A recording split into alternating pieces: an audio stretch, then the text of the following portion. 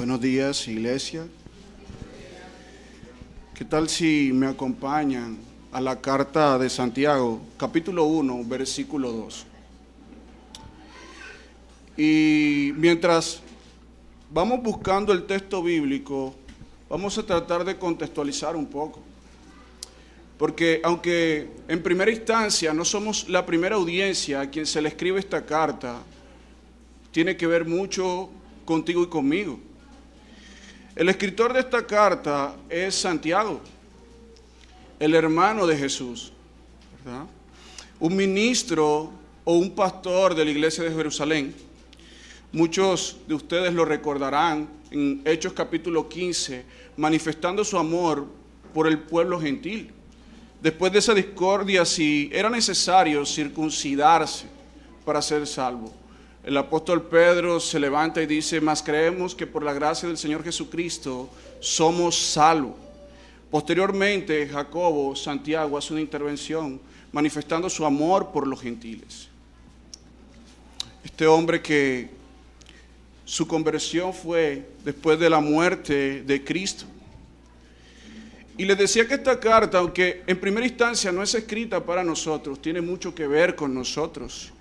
Y es palabra inspirada para esta iglesia local, útil para esta iglesia local. ¿A quién escribe esta carta Santiago? Estas personas tienen una condición particular. Son creyentes que han sido desplazados y esparcidos.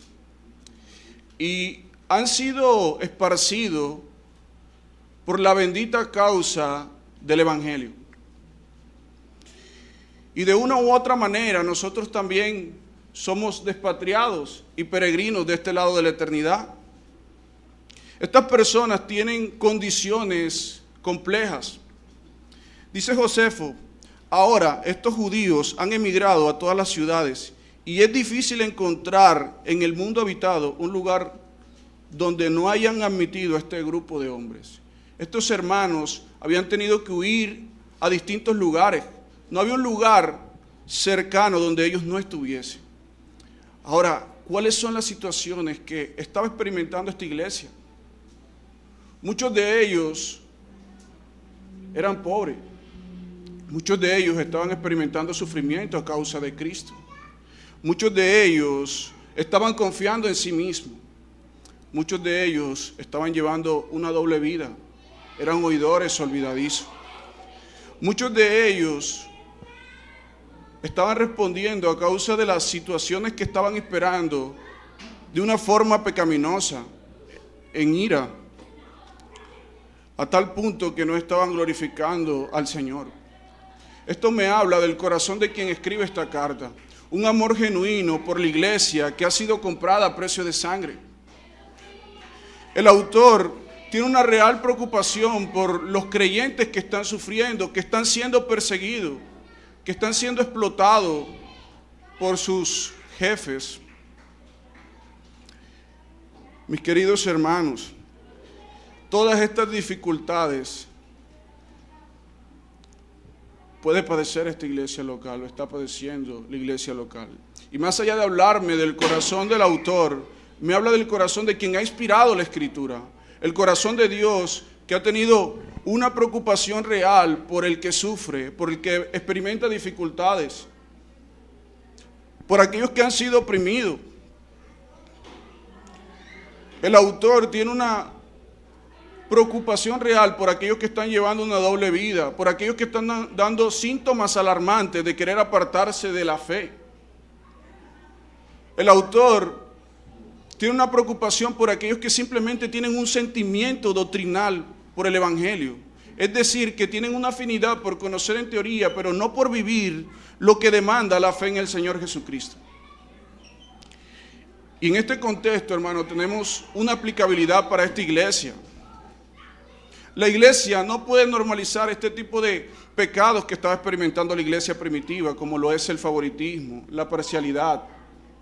La iglesia no puede mostrar desinterés por aquellos que están experimentando dificultades, están sufriendo a causa de Cristo. La iglesia no puede normalizar pecados como la ira. La iglesia no puede mantenerse desinteresada por aquellos que están llevando una doble vida. Lo que Santiago está haciendo, hermano, es diciéndole a la iglesia: reaccionen antes de que sea demasiado tarde. Ustedes están viviendo de tal manera que su fe es una fe completamente falsa, que no trae honor al Señor. El autor tiene una preocupación por los que sufren. La iglesia no puede estar desinteresada por los que sufren. La iglesia no puede normalizar el pecado. La iglesia no puede normalizar, simplemente abrazar las creencias del evangelio de forma intelectual, sin una práctica real. La iglesia debe tener una preocupación por aquellos que están dando indicios de apartarse de la fe. Y Santiago también nos habla de cómo la iglesia debería recibir a aquellos que estuvieron una vez con nosotros, que se apartaron y que han vuelto, cómo la iglesia debería recibirles. Quiera Dios traer ese despertar en nosotros de que mostremos interés por aquellos que sufren, mostremos interés por aquellos que se están apartando de la fe, que mostremos interés por aquellos miembros de la iglesia que simplemente han abrazado las verdades del evangelio pero que no están viviendo. Hermanos, el desinterés es evidencia de que no nos estamos amando. Desinteresarnos por el sufrimiento, la doble vida del hermano, es no amar al Señor en su totalidad, ni amarnos mutuamente.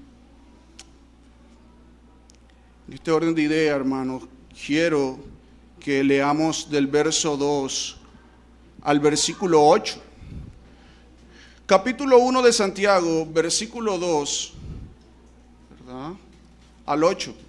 Y dice la Biblia de las Américas: tened por sumo gozo, hermanos míos, el que os halléis en diversas pruebas, sabiendo que la prueba de vuestra fe produce paciencia, y que la paciencia tenga su perfecto resultado, para que seáis perfectos y completos sin que os falte nada.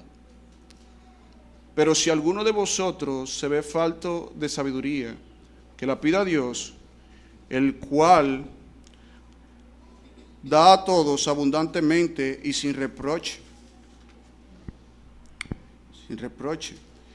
y le será dada. Pero que pida con fe, sin dudar, porque el que duda es semejante a las olas del mar, impulsadas por el viento y echado de una parte a otra. Hermanos, este sermón cuenta con 3 puntos para los que anotan. El gozo en la prueba, versículo 2. El resultado de las pruebas, versículos 3 y 4, y el resultado de las pruebas. Todo deportista debe someterse a ciertas pruebas.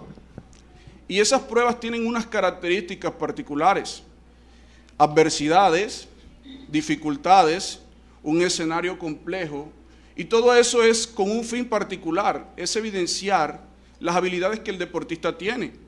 Pero no simplemente es ver las habilidades que el deportista tiene, sino que mientras él se somete a prueba, otras habilidades se van desarrollando. Y lo que Santiago intenta presentar en esta porción del texto es algo muy similar. Y es que las dificultades en el creyente tienen un propósito particular, y es ver si su fe es auténtica.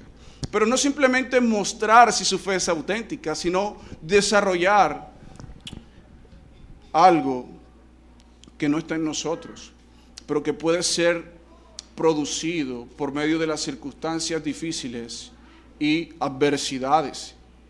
Y lo que deja ver las situaciones de verdad que es precioso, porque lo que deja ver es algo que es dado por Dios, que es el don de la fe. Y la fe es bella no por quien la posee, sino por quien la da, queridos hermanos. En ese orden de idea vamos a empezar a desarrollar nuestro primer punto, el gozo en las pruebas. Y es maravilloso, hermanos, lo que Santiago intenta transmitir. Porque lo que Santiago está tratando de transmitir, hermanos, no es simplemente un deseo. Que de hecho, él deja ver su deseo en el versículo 1. Cuando él dice saludos, lo que está diciendo es: manténganse gozosos y alegres. Ese es el significado de ese saludo que Santiago da en el versículo 1, cuando dice a los expatriados, a los que han sido desplazados, saludo, les está diciendo, ustedes que sufren, que están experimentando persecución, tengan felicidad y estén calmados. Él no simplemente lo deja un deseo, sino que presenta un imperativo. Tened por sumo gozo. Algunas versiones presentan primero el vínculo, hermanos míos.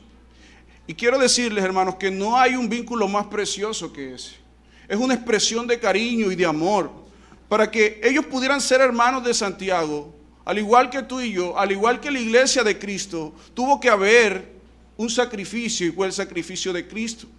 Para tú pertenecer a la familia, Él está diciendo, amados hermanos, hermanos míos, ustedes que están sufriendo, que están experimentando persecución, ustedes que están llevando muchas veces una doble vida, ustedes que han sido oidores olvidadizos de las palabras, yo les amo.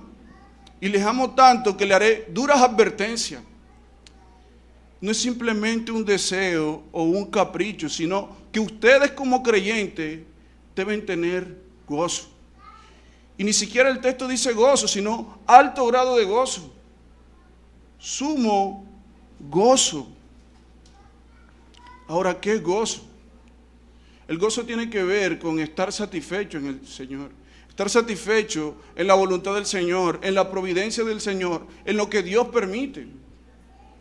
Y parece paradójico, hermanos, porque Él les dice, tengan, es un deber, no es una sugerencia, no es un mero deseo de mi corazón. Ustedes, sea cual sea la circunstancia que estén atravesando, ustedes deben experimentar gozo, un gozo puro, alegría. Y me llama la atención que esa palabra gozo tiene que ver, hermano, con gratitud y adoración. Es como si Santiago les estuviera diciendo, manténganse en constante gratitud ante el único Dios verdadero. Manténganse con una disposición de adoración al Señor en medio de los desafíos de la vida.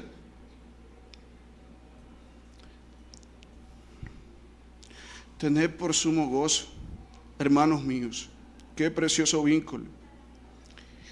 Él se identifica con ellos. Ustedes, hermanos, que están viviendo estas situaciones, deben experimentar gozo. Ahora, ¿cuándo debe experimentar gozo? ¿En qué momento debemos experimentar gozo? Y dice el texto, el que os halléis en diversas pruebas. La Reina Valera del 60 dice, cuando os halléis en distintas pruebas. Yo quiero tratar de ilustrarte lo que Santiago quiere transmitir en esta carta. Cuando hace frío es un buen momento ¿para qué? Para abrigarse y tomar una bebida caliente. Cuando hace calor es un buen momento ¿para qué? Para tomar una bebida fría. Cuando tenemos sed es un buen momento para hidratarnos. Cuando tenemos hambre es un buen momento para comer. Lo que Santiago está diciendo, hermano, es que en las dificultades y desafíos de la vida es un buen momento, no simplemente para estar alegre, sino muy alegre porque eso da gloria al Señor. Permíteme repetirte la idea, cuando hace frío es un buen momento para abrigarse y tomar una bebida caliente. Cuando hace calor es un buen momento para tomar una bebida fría. Cuando tenemos sed es un buen momento para hidratarnos. Cuando tenemos hambre es un buen momento para comer. Cuando sufrimos es un buen momento para gozarse. En ese momento que ustedes están sufriendo, le dice Santiago a su audiencia, cuando están siendo oprimidos, cuando sus jefes están siendo tiranos, cuando hay murmuración en medio de ustedes de una forma injusta, ustedes deberán mantenerse alegres. Y esa en diversas pruebas, hace referencia al origen de las dificultades. ¿Cuáles son las dificultades que se ven en la carta de Santiago? Enfermedad, pobreza, dolor, ¿verdad? Persecución. Cuando son perseguidos, manténganse muy felices. Dice David Burr de esta manera, hermano. Las pruebas pueden llegar a ser muy variadas y suelen venir una encima de la otra de una manera abrumadora. acostumbra a llover sobre lo mojado. Las pruebas cercan al creyente de manera que casi no puede respirar. Pero aún en medio de las aflicciones intensas, es posible conocer el gozo de Dios. Nos alegramos a sabiendas de que Dios tiene un propósito positivo a cumplir en nosotros a través de ella. Repito lo que dice David Burr en su comentario al Santiago. La prueba puede llegar a ser muy variada y suele venir una encima de la otra, de una manera abrumadora. Acostumbra a llover sobre lo mojado. Las pruebas cercan al creyente de manera que casi no puede respirar. Pero aún en medio de las aflicciones intensas, es posible conocer el gozo del Señor. Hermanos, este término prueba es el mismo que se usa en Lucas 10, versículo 30, la parábola muy conocida del buen samaritano, donde dice que cayó en manos de ladrones. Eso nos deja ver que las dificultades, las adversidades, es algo que no deseamos, es algo que no buscamos. El texto no está diciendo que el creyente debería buscar las dificultades porque eso no sería nada sabio, eso sería masoquismo. Y eso tiene que ver con que son inesperadas, aunque Primera de Pedro dice que no nos sorprendamos cuando estemos en dificultades, suelen rodearnos y nos abruman. Pero, hermanos, si algo podemos afirmar de este texto, es que el sufrimiento y las dificultades son reales, ¿verdad? Pero que en dificultades y situaciones reales de la vida real puedo tener un gozo en el Señor. Puedo estar satisfecho en Él. Es inevitable no experimentar dificultades, pero es posible experimentar gozo. Es decir, advertencias reales con un gozo real. Ustedes que están viviendo estas dificultades, le dice Santiago, manténganse alegre y gozoso porque es un buen momento para mantenerse alegre debido de lo que eso producirá en ustedes. Ahora, veamos la cosmovisión de Cristo sobre el sufrimiento. Mateo 5, 11, 12. Mateo capítulo 5, versículo 11 al 12. Y dice, bienaventurados sois cuando por mi causa os vituperen y os persigan y digan toda clase de ¿qué? De mal contra vosotros, mintiendo. Gozaos y alegraos, porque vuestro galardón es grande en el cielo, porque así persiguieron a los profetas que fueron antes de vosotros. La Biblia nos dice que al creyente no simplemente se le ha encomendado en la carta filipense que creamos en Cristo, sino que suframos en Cristo. Pero lo que nos deja ver este texto es que no se nos ha encomendado creer, se nos ha encomendado sufrir, pero se nos ha encomendado sufrir de la manera correcta y apropiada. La manera y la forma en que ustedes deben sufrir es gozosos, alegre. Dice Romanos capítulo 8, verso 28, y sabemos que los que aman a Dios, todas las cosas le ayudan a bien. Esto es a los que conforme a su propósito son llamados. Primera de Pedro,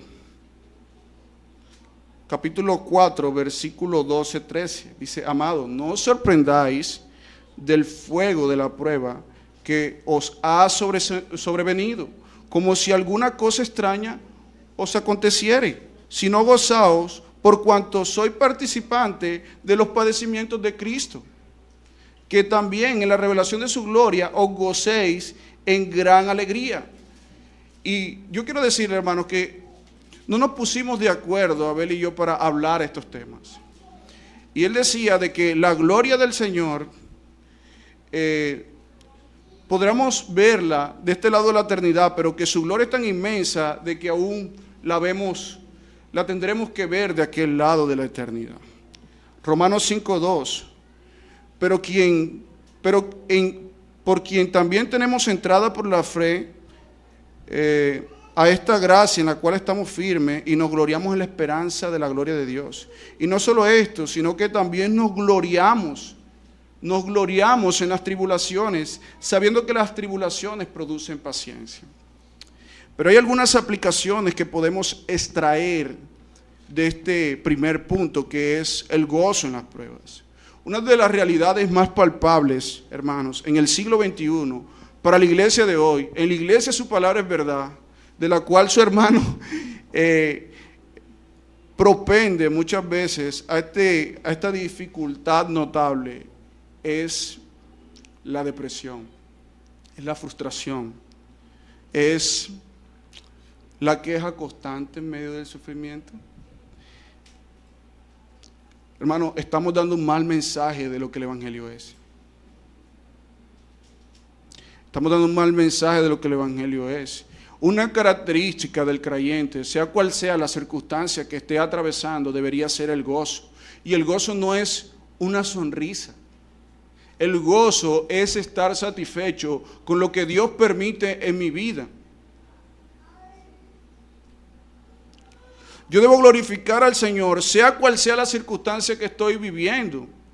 Como creyente, debo caracterizarme por mantenerme gozoso, sea cual sea la voluntad del Señor, porque ella es buena, es agradable y es perfecta. Hemos distorsionado el carácter de Dios, pero no simplemente nosotros hemos creído o hemos distorsionado la imagen de Dios, sino que hemos distorsionado o hemos ayudado para que el nombre del Señor no sea claramente visible para con los incrédulos o para aquellos que nos rodean. ¿Qué puede decir la gente del Dios en que tú crees en las dificultades de la vida? ¿Qué puede decir el creyente? ¿Qué puede decir el incrédulo de tus padecimientos? ¿Será que tu forma o la manera en que sufres o la actitud en que sufres trae gloria al Señor? Y yo quiero hacerle una serie de preguntas. ¿Creen que es posible experimentar gozo en escasez financiera a la luz de este texto? Sí. Tened por sumo gozo. El fruto del Espíritu es paciencia, gozo.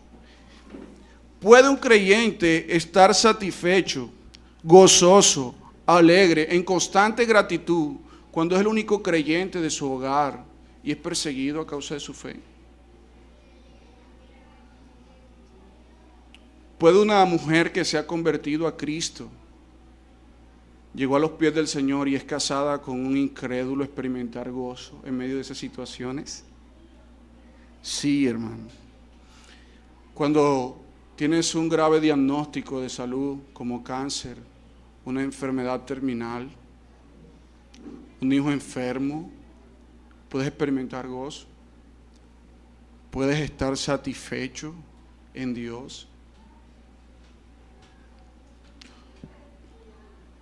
Cuando eres echado de una labor por tu integridad, por no participar de actividades ilícitas, cuando te echan del trabajo porque no promueves la homosexualidad o no estás de acuerdo con el aborto, ¿puedes experimentar gozo?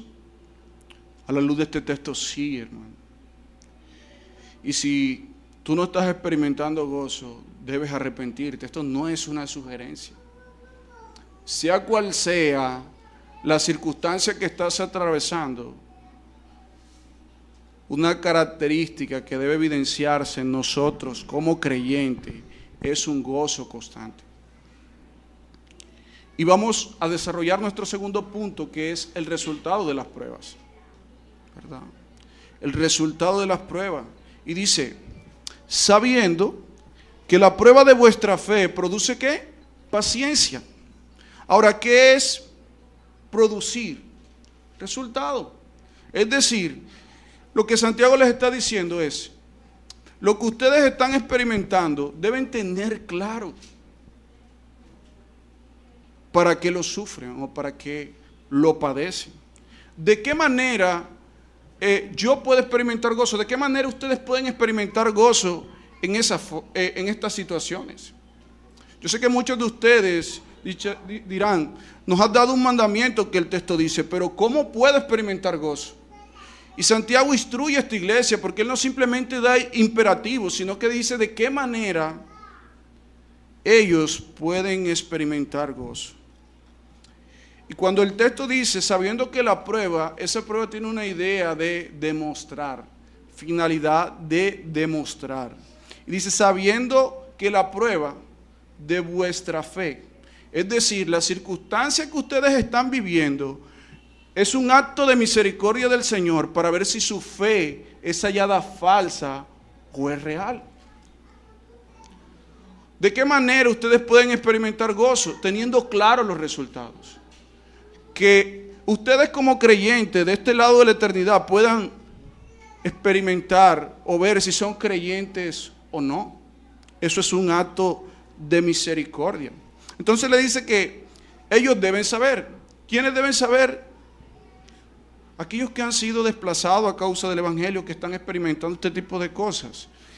¿Y qué es lo que deben saber? Que lo que están viviendo es para ver si su fe es auténtica. De hecho, Santiago dice, miren, muchos están resbalando, muchos se están apartando. Es decir, se está dejando ver si su fe es real o es auténtica. Resultado número 1, en medio del sufrimiento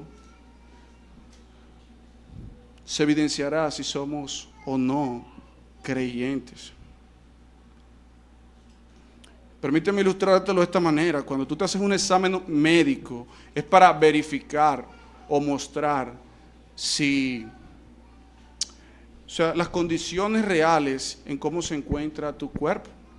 Es decir, te hacen un examen de hemoglobina para ver cómo está tu hemoglobina. Es decir, ese examen o esa prueba es con el fin de demostrar tus condiciones, cómo te encuentras, si estás bien o mal.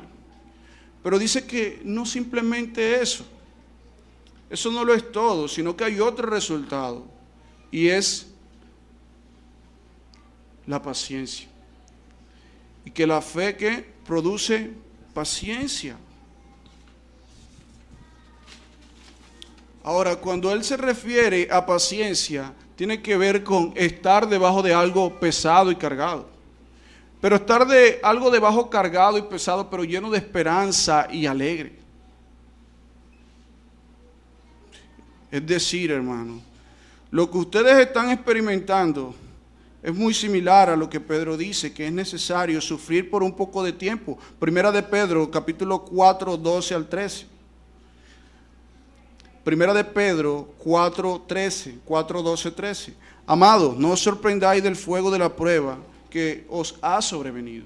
O sea, ¿por qué se asombran? No les está pasando nada extraño. Dice, como si alguna cosa extraña aconteciese, sino gozaos, la misma idea. Mantente alegre, por cuanto sois partícipe de los padecimientos de Cristo. Pero también Pedro dice, hermano, que es necesario que la fe sea aprobada. Entonces, la forma en cómo ustedes deben experimentar gozo es teniendo claro los resultados, ¿verdad? Teniendo claro los resultados que Él produce. Pero esa no es la meta. Hay algo más. El texto que les decía es Primera de Pedro, capítulo 1, versículos 6, 7, dice, en lo cual os regocijáis grandemente, aunque ahora, por un poco de tiempo, si es necesario, sea afligido con diversas pruebas. Esta es la misma idea o la misma cosmovisión del sufrimiento que tiene Santiago. Manténganse alegres, aquí dice regocijaos grandemente, aunque ahora, por un poco de tiempo, si es necesario, sea afligido con diversas dificultades, para que la prueba de vuestra fe, más preciosa que el oro, que parece, aunque probado por fuego, se ha hallado que resulta alabanza, gloria y honor en la revelación de Jesucristo, ¿verdad? Entonces, el deseo del autor es que la iglesia puede experimentar alegría entendiendo, teniendo claro dos cosas: los resultados hasta el momento, que sería ver si la fe es auténtica, y dos, que ellos puedan desarrollarse la paciencia, la constancia, que puedan perseverar. Y eso tiene que ver, hermano, mucho con las palabras en los evangelios: los que perseveran hasta el fin serán salvos, ¿verdad? Dios les da el perseverar, es decir, su fe en el transcurrir del tiempo mostró que era una fe auténtica. Y el versículo 4 dice: y que la paciencia tenga su perfecto resultado. Es decir, primer resultado es si tu fe es auténtica. Segundo resultado, se producirá algo que es la constancia bajo presión, pero no es una constancia o una paciencia pasiva, sino activa y llena de esperanza y de alegría, sino que hay algo más. Y ese algo más es el perfecto resultado para que seáis completos y cabales. La idea de este texto es para que seas maduro, para que seas íntegro, es decir, para que seas más como Cristo, es decir, para que se pueda evidenciar más el carácter del varón perfecto en tu vida, es decir, tener aroma al evangelio de Cristo, es decir, que otros puedan glorificar a Cristo.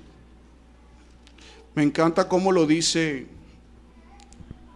David Burr. En la Biblia textual, versículo 4 dice: y dejad que la paciencia tenga su obra completa. La Biblia de las Américas dice: y que la paciencia tenga su perfecto resultado. La Biblia textual dice: y dejad que la paciencia tenga su obra completa. Comenta David Burr: y dejad que la paciencia tenga su obra completa. Es decir, vosotros mismos no podéis lograr la santidad solamente en base a nuestro esfuerzo. Tiene que ser la obra de Dios, pero vosotros sí podéis estorbar esta obra a causa de nuestras malas actitudes en el sufrimiento. Debemos aprovechar correctamente la circunstancia que Dios permite sin oponernos a ella, ni hundirnos, ni volvernos amargados, sino descubriendo en la misma el perfecto plan de Dios. Lo que el texto está transmitiendo, hermanos, es que debo tener claro que la integridad, el carácter de Cristo, el resultado del sufrimiento producirá en mí, pero que yo puedo ser mi mayor obstáculo en el proceso de santificación. Es decir, yo puedo impedir de una u otra forma que el proceso de santificación avance en mí. Es decir, yo puedo tener actitudes totalmente contrarias a la actitud que el texto demanda que debo tener, y eso me llevará a ser tropiezo para mi santificación como creyente. Y yo quiero decirte, hermano, que la forma en cómo debemos experimentar gozo, si lo que aquí es presentado no es un argumento suficiente para que los creyentes nos mantengamos gozosos, yo no tengo otro argumento para darte. Es decir, si no es suficiente que Cristo se ha formado en mí como pecador, no tengo otro motivo por el cual tú podrás mantenerte alegre. El creyente tiene un deseo insaciable de ser como Cristo. Anhela y ora por ser como Cristo, por mantener la integridad. Ama y desea ser como Cristo, pero la actitud en medio de las dificultades pareciese que dijera: no quiero ser santificado, no quiero ser como Cristo. ¿Habrá algo más precioso que Cristo, que el aroma del Evangelio, que su carácter? Es decir, que tú seas hecho pedazo, que tu carácter sea hecho pedazo para que el carácter de tu Salvador sea formado en ti. Quiera Dios, hermano, abrir nuestra mente. Quiera Dios que nosotros podamos palpar a Cristo y querer ser como Cristo en medio del sufrimiento, y eso me llevará a tener un gozo completo. Es decir, la motivación que te mantiene alegre no son las circunstancias como tal. sino lo que las dificultades producen en el creyente. Y déjame darte dos afirmaciones. Es como circunstancias amargas con un fruto dulce. El sufrimiento, pero el dulce fruto es Cristo formado en mí. Pero el texto nos deja ver que también puedo tener circunstancias amargas con un fruto amargo, porque yo puedo tener una actitud incorrecta y eso no va a propender a la integridad o que el carácter de Cristo sea formado en mí, sino a pecar y a ser disciplinado por el Señor. La iglesia debería cambiar su cosmovisión de lo que el sufrimiento es. El evangelio moderno ha querido separar el sufrimiento y el cristianismo. Por cuanto soy hijo de Dios, no debo padecer, no debo sufrir. Hermano, quiera Dios que nuestra mente sea renovada por medio de la Escritura y que podamos tener una cosmovisión real de lo que es el sufrimiento. Muchos de nosotros no sufrimos con gozo precisamente porque no sabemos cómo. ¿De qué manera puedes sufrir con gozo? Mirando los resultados que traerán las dificultades en tu vida. Pero la iglesia de hoy o del siglo XXI, nosotros como creyentes tenemos un mal entendimiento de lo que es el sufrimiento en el creyente. Si tú has creído que por cuanto eres creyente no has de sufrir, hermano, ese no es el cristianismo. El cristianismo es sinónimo de sufrimiento. Nuestro símbolo es una cruz. Somos hombres muertos que tendremos que ser perseguidos, sufriremos. Pero nos mantenemos gozosos porque es nuestro Salvador siendo formado en nosotros. No deberíamos intentar entender por qué sufrimos, aunque es claro, sufrimos porque Dios es soberano y Él así lo quiere, ¿verdad? Sino el para qué sufrimos.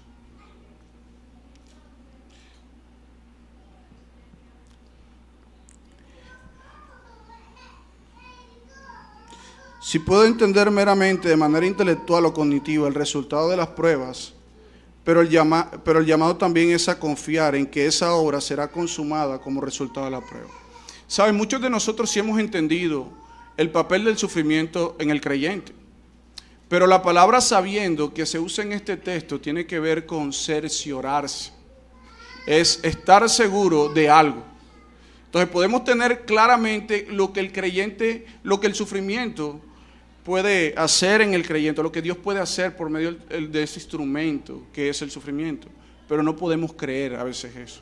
Es decir, dudo de que ese resultado se ha hecho en mí, dudo de que Cristo sea formado en mí. Hermano, ¿podrías darme una base bíblica en otro texto de que me pueda mostrar de qué manera debo sufrir?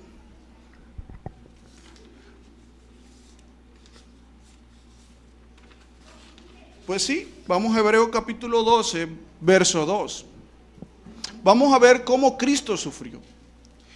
¿De qué manera sufrió Cristo? Y dice Hebreos capítulo 12, verso 2. Hebreos capítulo 12, verso 2. Dice, puesto los ojos en Jesús, el autor y el consumador de la fe, quien por el gozo, miren esto hermano, quien por el gozo delante de él soportó la cruz, menospreciando la vergüenza, y se ha sentado a la diestra del trono de Dios. ¿De qué manera Cristo experimentó el sufrimiento? Viendo los resultados que ese sufrimiento iba a traer. Y adivinen quién era ese resultado. Éramos nosotros, la salvación de pecadores, lo cual da gloria y honra a Él. ¿Qué dice de Moisés? Hebreo 11, versos 24, 25 y 27. Dice que Moisés escogió antes ser maltratado con el pueblo de Dios que gozar de los placeres temporales. ¿Pero por qué? Verso 26. Considerando como mayores riquezas el oprobio de Cristo que los tesoros de Egipto, porque tenía la mirada puesta ¿en dónde? en las recompensas. La forma en que Moisés, que Cristo nuestro Salvador también sufrió, fue mirando el resultado que el sufrimiento traía. Romanos 12:2 dice que debemos renovar nuestros pensamientos. No os adaptéis a este mundo, sino transformado mediante la renovación de vuestra mente, para que verifiquéis cuál es la voluntad del Señor. Ahora, ¿cuáles son esas actitudes o cualidades que yo como creyente me impiden o dejan de que la obra santificadora de Dios sea hecha en mí? El creyente cuando sufre muchas veces suele victimizarse. Yo soy el más sucedido. Es que a mí sí me pasan cosas. Una ansiedad extrema, incredulidad, poca confianza en el Señor.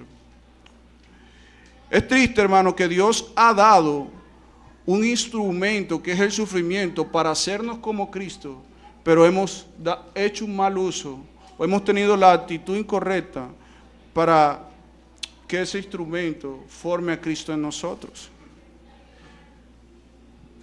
El victimizarnos, hermanos, si al sufrir nos victimizamos, debemos arrepentirnos. Eso está impidiendo que sufras como deberías.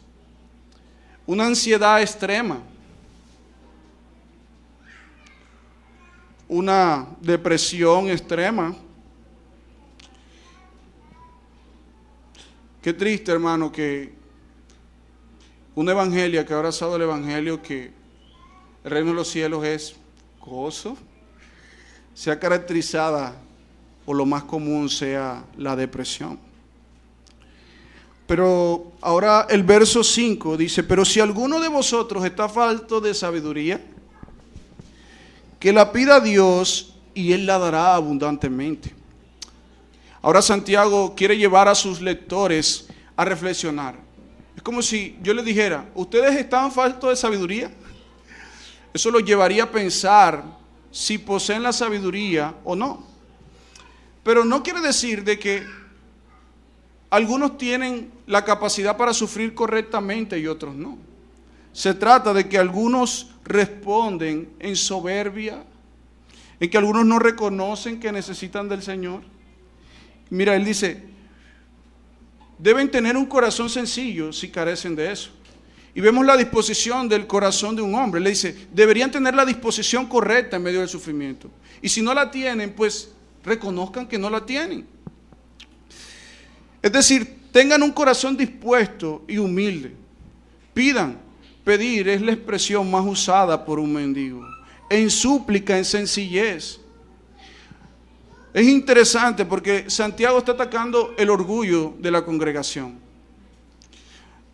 No es nada fácil decirle a una persona que es insensata o preguntarle, ¿eres insensato? Él está atacando el corazón del hombre. Debería ser humilde para reconocer que necesitas de Dios. Pero si alguno de vosotros está falto de sabiduría, ahora me gustaría explicarle qué es sabiduría. Capítulo 3 de Santiago, verso 13, dice que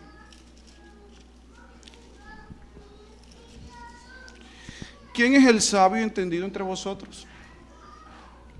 Que muestre por su buena conducta sus obras en mansedumbre. Es decir, que cuando Santiago está diciendo, recurran al Señor, el cual es generoso, el cual es bondadoso, está diciendo, pidan sabiduría para conducirse de la manera correcta en medio del sufrimiento y con la actitud correcta en medio del sufrimiento, que ustedes puedan entender que el sufrimiento es para que Cristo sea formado en ustedes. Es decir, pidan al Señor de qué manera pueden conducirse, que en medio del sufrimiento puedan darle gloria al Señor. Entonces, los que carecen, pídala.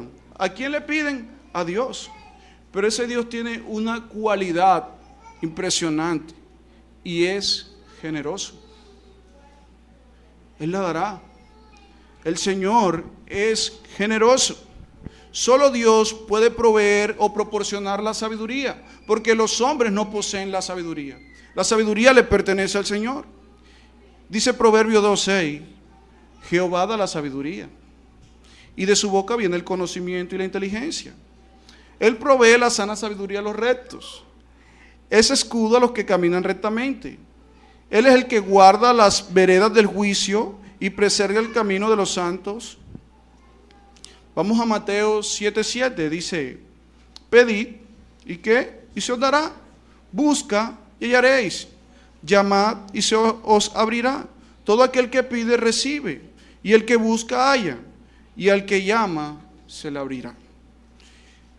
Hermano, pide al Señor. ¿No has sufrido de la forma correcta? Clama al Señor que te dé la sabiduría apropiada y correcta para conducirte de una manera sobria y sensata, que en medio del sufrimiento tú puedas glorificar al Señor. En los momentos difíciles brota la insensatez. Yo creo que nunca somos tan insensatos que cuando sufrimos, cuando estamos bajo presión. Tendemos a confiar en nosotros mismos, o tendemos a tomar malas decisiones, o tendemos a conducirnos de una forma incorrecta. Cuando una esposa le habla mal a su esposo, no clamamos por sabiduría, brota la insensatez. Una dificultad que Dios está permitiendo para que nuestra fe sea brotada, brota la insensatez, ¿verdad? Proverbio 3:5 nos hace ver lo tonto que es confiar en nosotros mismos. Dice, fíate Jehová de todo tu corazón, y no te apoyes en tu propia prudencia. Reconócelo en todos tus caminos, y Él enderezará tus veredas. No seas sabio en tu propia opinión, teme a Dios, apártate del mal, porque será medicina a tu cuerpo y refrigerio para tus huesos. Entonces, ¿quién debe pedir? Los que carecen de ella. ¿Quiénes carecen? En realidad, absolutamente todo. Él no está diciendo que algunos tienen la capacidad para sufrir y otros no. Vemos Job, que por su momento sufrió con sabiduría, pero a medida que las circunstancias o las adversidades fueron aumentando, brotó la insensatez, ¿verdad? ¿Cómo debo pedir? ¿A quién le debo pedir? ¿Cómo debo pedir? Con fe. ¿Y Dios cómo va a responder? Generosamente. Él no nos va a regañar. Él no nos va a reprochar que vayamos a Él. Pero el versículo 6 dice, pero que pida sin dudar. Debo pedir al Señor, Él muestra esa generosidad, pero debe pedir con confianza. Cuando yo me acerco al Señor en humildad, clamo al Señor, Él no me rechaza, Él no rechaza un corazón contrito y humillado. Pero si me acerco a Él, dice la Escritura que el que se acerca a Él cree que le halla. Debemos confiar plenamente cuando vamos a su presencia por este precioso recurso. Si alguien necesita algo en medio del sufrimiento, hermano, ponte a pensar. Este hombre está diciendo a creyentes que tienen dificultades económicas que pidan algo. A alguien que está enfermo que pida algo. A alguien que ha sido vituperado que pida algo. Pero ese algo no es que sus problemas se han solucionado, sino sabiduría para sufrir correctamente. Si algo necesita el creyente en medio del sufrimiento, es sabiduría, la cual Dios proporciona para sufrir de tal manera que Dios pueda ser glorificado. Y dice que, ahora hay una símil comparación, porque el que dude semejante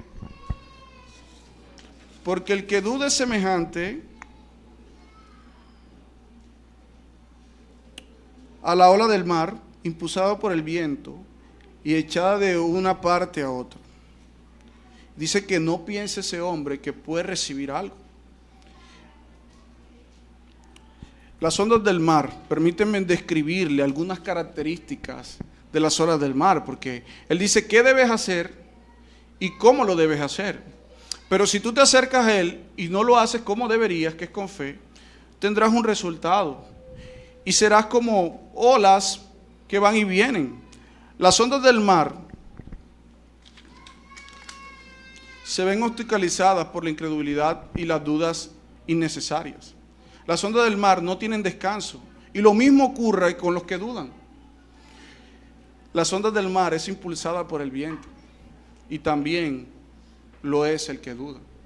Las ondas del mar es capaz de una gran destrucción. Y también lo es la duda. La imagen que está planteando Santiago, miren que él habla de un hombre de doble ánimo. Es una imagen de una persona que tiene un corazón dividido. Y este hombre no imagine, no piense que va a recibir la ayuda del Señor en medio de estas situaciones. Es un hombre que tiene su alma dividida. En el alma que se encuentra, las emociones. Sus emociones están divididas, sus convicciones están divididas. Un pie en el mundo, un pie en Cristo. Dice David Burr, la vigorosa expresión, un hombre de dos almas, denota la actitud interior de un hombre que no tiene compromiso. Actúa como si dos almas o dos personalidades distintas existiesen en un cuerpo y estuviesen en conflicto perfecto, la una hacia la otra. Una de ellas mira hacia Dios, mientras que la otra lo hace hacia el mundo. Una cree en Dios, pero la otra duda. Tal persona se encuentra en una guerra civil ambulante, en la que confía y desconfiar en Dios es su práctica de vida. Está en guerra continua una contra otra. Y el retrato que está diciéndole Santiago a la iglesia es cómo ustedes no deberían ser. Ustedes no deberían ser como esa persona incrédula, que duda, que se congrega pero que no tiene ninguna clase de compromiso con Cristo. El Señor es digno de confianza. Ustedes deberían tener plena certeza. Este lenguaje es muy similar a lo que usa Proverbios. No seas como el necio, no vivas como él. Ahora, todos se estarán preguntando, soy creyente y tengo dudas. Es verdad que el creyente tiene dudas, pero aquí hay otras características de ese hombre doble ánimo, y es que es llevado por impulsos, va y viene, es una duda constante, es en constante duda, en constante incredulidad. Su corazón se encuentra una y otra vez dividido. Si algo caracteriza a este tipo de personas, es una duda constante y un poco compromiso con Cristo. Aunque cuando leemos Santiago 4:8, nos deja ver de que a veces como creyentes podemos tener cualidades muy similares. De hecho, también usa el término doble ánimo. Pero lo que Santiago está diciendo es, si necesitan, pidan, cómo pidan, a quién piden y el carácter de quienes ustedes piden. Y lo dice de la forma negativa, cómo no deberíamos pedir con duda, porque esos son como personas, como las olas del mar que van y vienen, son inconstantes. No piense el que no tiene nada de compromiso con su Señor, que recibirá cosa alguna. Siendo un hombre de noble ánimo, inconstante, inestable en todos sus caminos. Si algo caracteriza a ese tipo de personas, es eso, una inconstancia que se prolonga en el tiempo. El creyente experimenta debilidad, pero el Señor es bueno, le disciplina, le santifica. Queridos hermanos, ¿qué podemos aplicar de este tercer punto que tiene que ver con el recurso en las pruebas? Si algo es precioso, es que nosotros como creyentes tenemos a quien recurrir. Si algo es precioso, es que a quien podemos recurrir es generoso, es bueno, es bondadoso, no es como nosotros.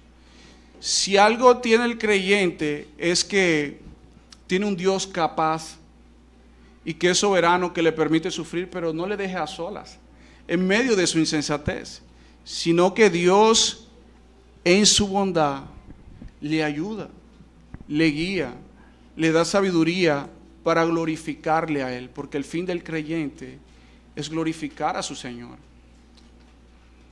Ahora, si tú eres incrédulo y te encuentras en esta mañana, el cristianismo no se trata de que no sufrirás, pero sí que podrás sufrir con un propósito particular y podrás sufrir para alguien más.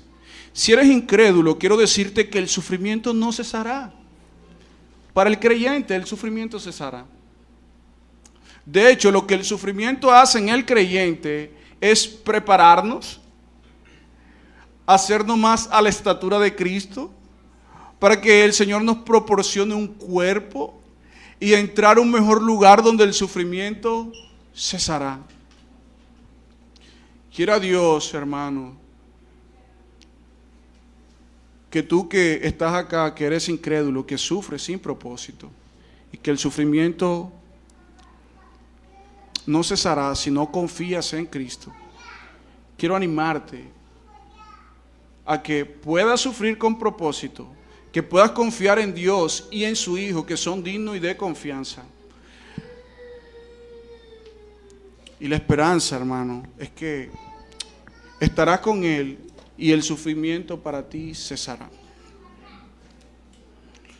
Concluimos recordando los 3 puntos: el gozo en las pruebas, el resultado de las pruebas y el recurso en las pruebas. Vamos a orar, hermanos. Señor, tú eres bueno, tú eres misericordioso, tú eres grande, Señor.